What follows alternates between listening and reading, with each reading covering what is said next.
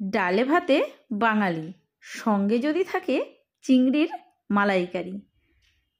নমস্কার, আজকে আমি তোমাদের সাথে শেয়ার করব চিংড়ির মালাইকারি। প্রথমে কড়াতে সর্ষের তেল দিয়ে নিব, আর সঙ্গে থাকছে পেঁয়াজ কুচি, টমেটো কুচি, লঙ্কা চেরা, আদা কুচি, রসুন কুচি, লবণ হলুদ দিয়ে চিংড়িগুলোকে প্রথমে ভালো করে ভেজে নিব।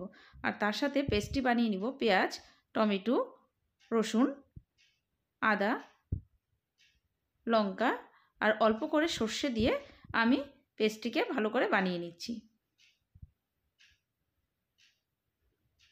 এদিকে চিংড়ি ভাজা হয়ে গেছে, ওই তেলের মধ্যেই আমি দিয়ে দেব শুকনো লঙ্কা, তেজপাতা, পেঁয়াজ কুচি, টমেটো কুচি দিয়ে কিছুক্ষণ নেড়ে তার মধ্যে দিয়ে দেব আমি করে রাখা সেই পেস্টটি। এবার কিছুক্ষণ মশলাটি ভালোভাবে নেড়ে তার মধ্যে দিয়ে দেব হলুদ, লবণ এবং কাশ্মীরি মির্চ দিয়ে আরও কিছুক্ষণ কষিয়ে নিয়ে দিয়ে দেব নারকেলের দুধ।